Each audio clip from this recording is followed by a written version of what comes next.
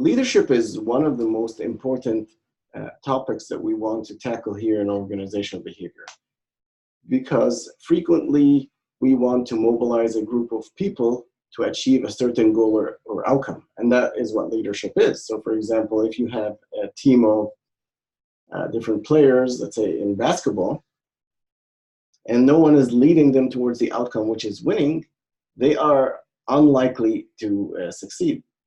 A variety of different teams have a leader, or maybe even more than one leader. And that helps make sure that all of their efforts are directed to that one goal or outcome of winning. So on teams like basketball, you have star players like LeBron James can serve that specific role, right?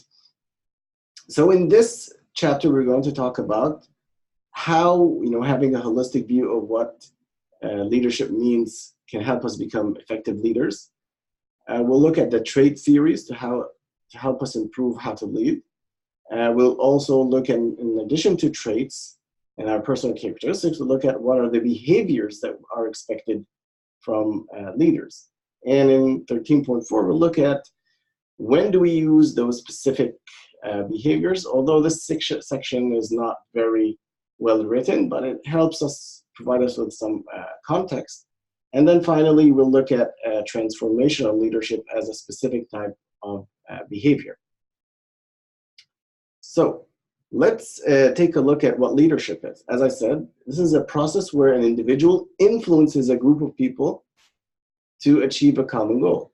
So in an organization, the CEO could be that leader who is influencing all of the other people to achieve a specific goal, which is maybe superior performance, higher profits, higher sales. Maybe it could be in a non-profit organization like the Red Cross. The CEO could be influencing people towards the goal of providing better care and services to those in need of medical attention. So leadership is very important.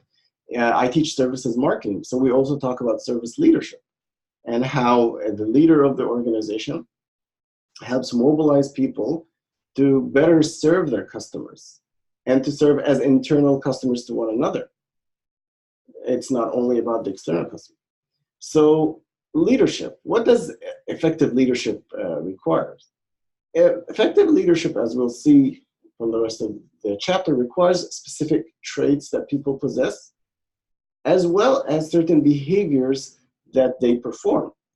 And what types of behavior they perform will depend on the context in which they are. So if they can control the situation to a large extent, we do what we mean task behaviors. Task behaviors are behaviors that help people specify what their roles are, what they should be doing. However, if less control is available, then we should do what was called relationship-oriented behaviors, which is encouraging people because we can't really control the environment around us. So we'll elaborate on that a little bit more in the next couple of slides. So an integrated model of leadership talks that there are certain type of traits that feed into the behaviors. So there are certain intelligence or emotional intelligence. There are certain specific type of skills that you can have, like technical skills. You have to have task-oriented traits as well as interpersonal traits.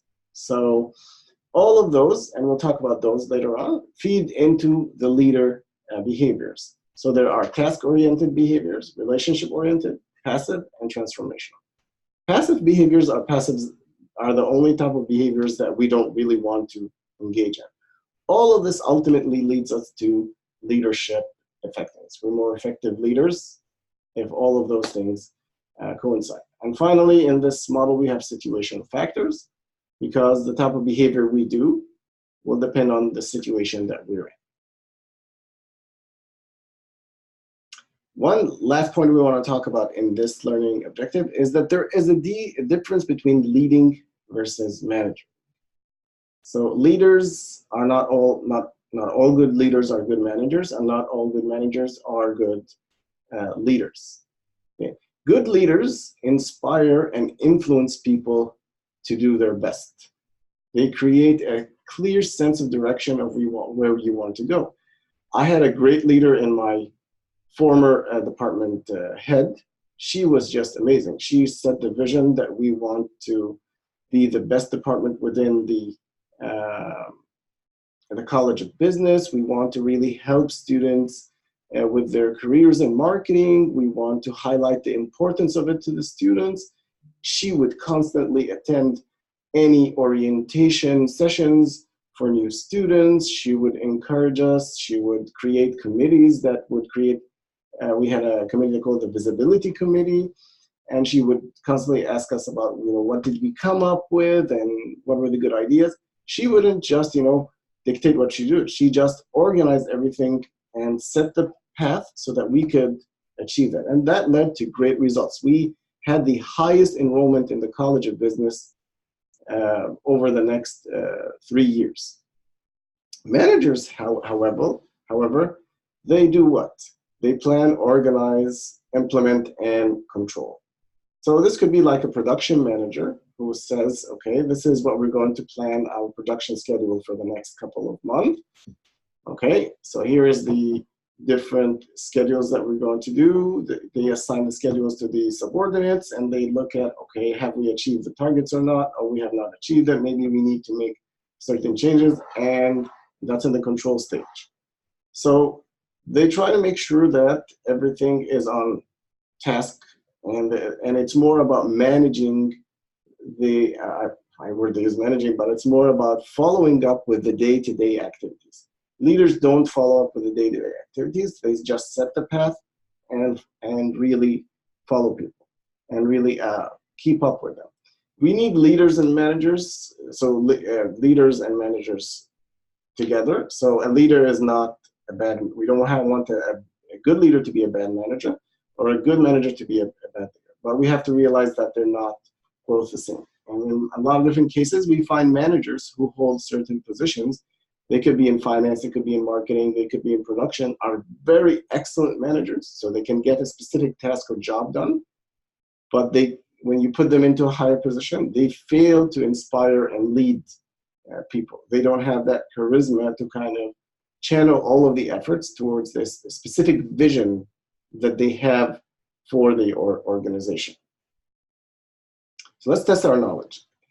Javier is a leader in his organization. Javier most likely engages in all of the following activities except proposing a vision for the organization, getting employees excited and engaged in the process to meet CF's goals, provide support for an employee dealing with the death of a family member, use effective managerial skills, planning the production schedule for the month.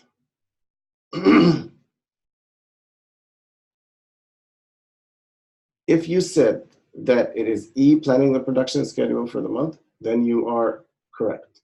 He does not do the jobs of, or necessarily do these jobs, which are management. So it's planning, organizing, implementation, and control. He might do it, but the other ones are more effective or related to his job as a leader.